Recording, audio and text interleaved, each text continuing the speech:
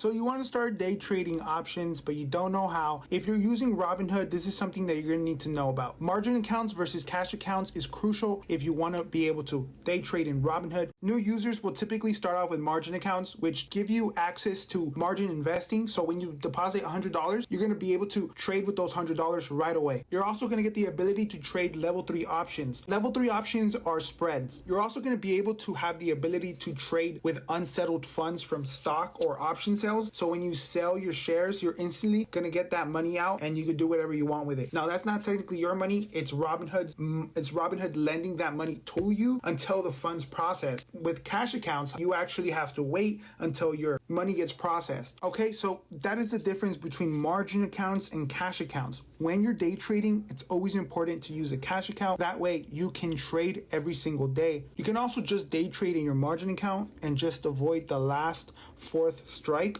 Once you have 3 day trades already in a row, just switch to a cash account and you won't have to worry about that rule. Alright guys, if you found this useful, make sure to subscribe to this channel. I provide a lot of valuable content for new traders, so make sure to check it out. Thank you all for watching and goodbye.